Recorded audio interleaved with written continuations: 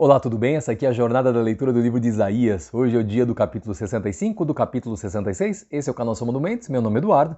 E no dia de hoje, os dois temas principais, eu diria que eu vou classificar assim, ó. Onde eu quero viver, ou você quer viver, e quem chama a atenção de Deus. Vamos ver se a gente encontra a resposta nesse livro. Agora, veja, acima de tudo, esse livro de Isaías, nesses dois capítulos, tem muito mais conteúdo do que eu vou trazer agora, tá? Não dá tempo, é pouco tempo que nós temos aqui nesse vídeo, mas eu quero que então você vai lá, faça, dê o teu confere e, claro, aprenda muito mais com a experiência que o Espírito Santo vai trazer para a sua vida no individual. E o capítulo 65, versículo 3 já começa assim, ó.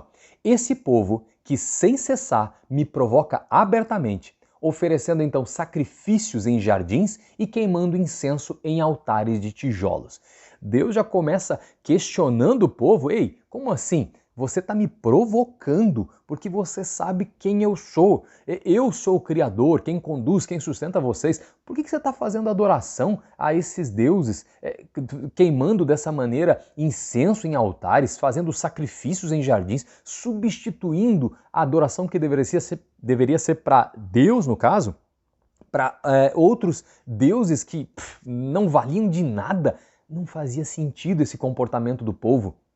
Mesmo sabendo quem era Deus, mesmo sabendo do que Deus já tinha feito, fazia e na vida deles, ainda assim agiam com tanto desdém com esse Deus. Então veja, esse é um ponto muito importante para nós enxergarmos na nossa vida. O que nós estamos fazendo? Será que a nossa adoração está sendo voltada realmente para Deus? Ou nós estamos desviando o nosso coração de vez em sempre para outros deuses? Você pode dizer assim, não, mas que da onde? Nunca adorei outro Deus, eu não sendo incenso, eu não faço oferenda, enfim, ok. Mas o que nós estamos fazendo?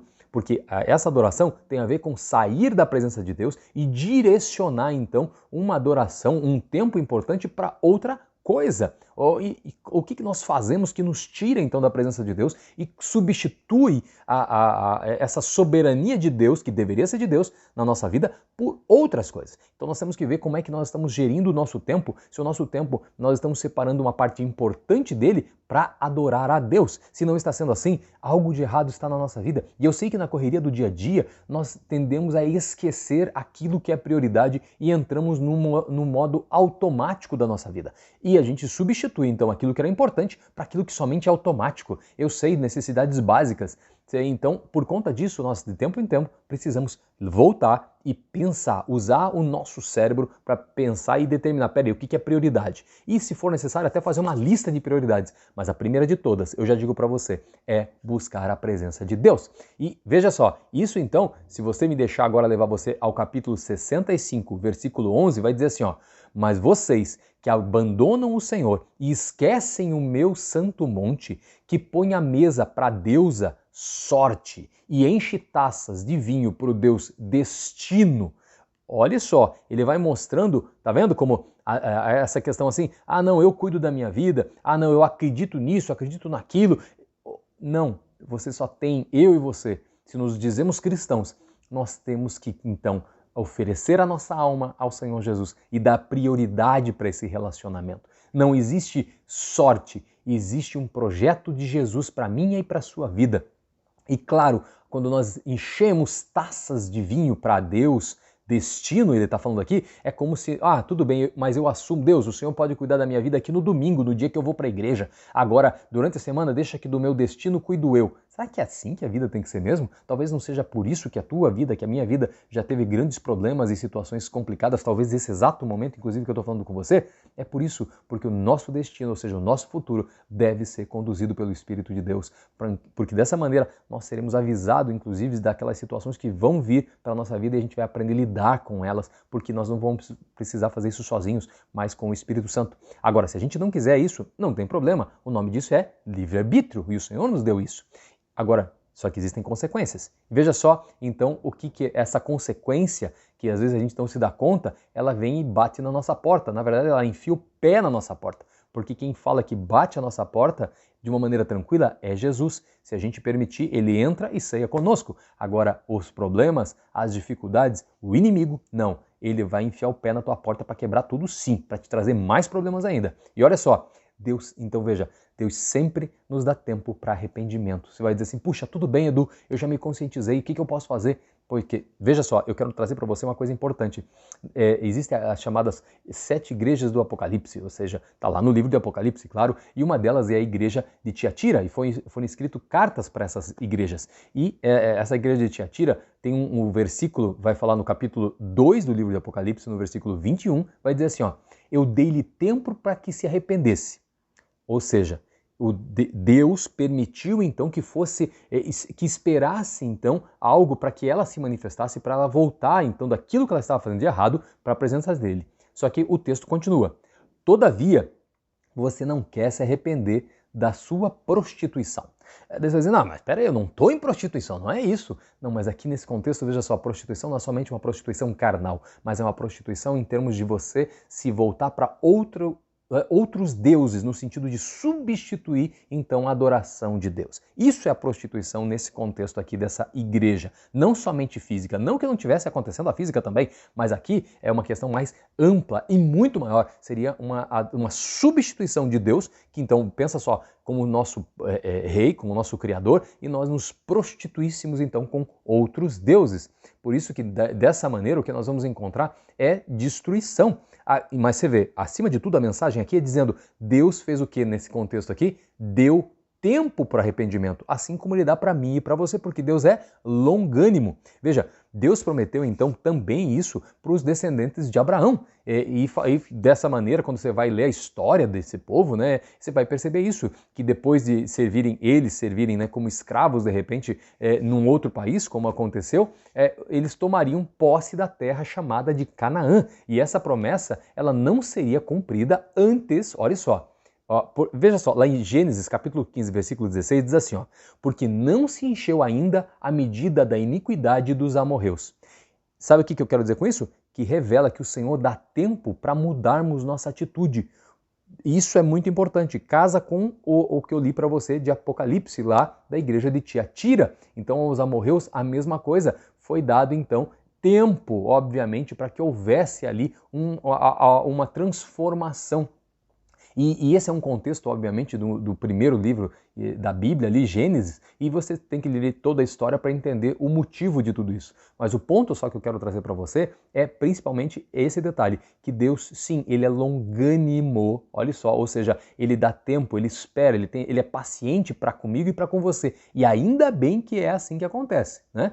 Lá em Gálatas 6:7 diz assim, ó, não erreis, Deus não se deixa escarnecer. Porque tudo que o homem semear, isso ele também vai colher. Aqui um ponto importante, porque daí você vai dizer, pera um pouco, então deixa eu ver, Deus dá tempo, mas então vai chegar um momento que o Senhor, então ele é longânimo, ele é amor, mas ele também é justiça, não é isso? Sim, é exatamente isso. Só tem um detalhe, você pode perguntar, mas e Jesus, onde é que entra nessa história? Que legal, só que agora você lembrou de Jesus, né? Então, peraí, agora entra Jesus. Agora entra Jesus. Só que, claro, Jesus entra num contexto de relacionamento, por isso que ele vai falar, lá no livro de primeira carta de João, capítulo 1, versículo 9, diz assim, ó, se, a condicional se, confessarmos os nossos pecados, então ele é fiel e justo para nos perdoar dos nossos pecados e nos purificar de toda injustiça.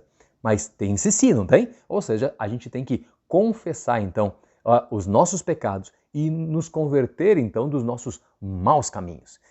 Tá vendo como é importante a gente entender a Bíblia como um todo? E veja, então, só que não havendo de repente arrependimento e confissão, nós vamos encontrar o que está em Deuteronômio 29, versículo 24. E ele vai dizer assim, ó, todas as nações perguntarão, por que o Senhor fez isso a essa terra? Por que tanta ira e tanto furor? Olha só, Deuteronômio mostra isso porque é aquela ideia da consequência de um caminho mau e que não houve conversão. Outras nações podem olhar, ou no caso outras pessoas, e vão dizer, nossa, mas que situação essa pessoa está passando, mas a culpa é de Deus? Não, Deus sempre está no mesmo lugar, é nós que andamos para longe dele.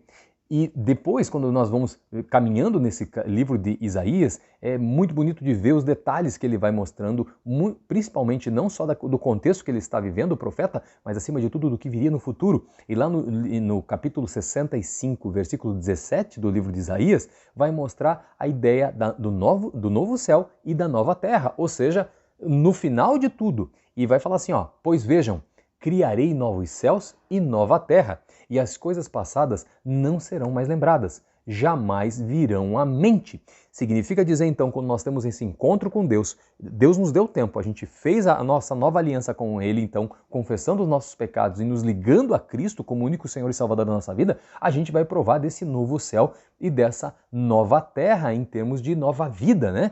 Agora, o importante é que, claro, para chegar até lá, há uma caminhada de conversão. E daí eu falei para você que o texto de hoje também ia falar sobre quem chama a atenção de Deus, quais são as características, porque daí é importante nós alinharmos a nossa vida a essas características, certo? Então, no capítulo 66, versículo 2, vai responder essa pergunta. E vai dizer assim, ó: não foram as minhas mãos que fizeram todas essas coisas e por isso vieram a existir?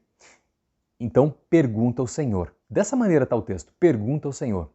A este eu estimo. Ou seja, Deus vai mostrar a quem Deus, com quem Deus se agrada. Ele vai falar assim, ó: ao humilde e contrito de espírito e que treme diante da minha palavra. Veja, humildade, um coração quebrantado e contrito, o Senhor não rejeita, diz a palavra.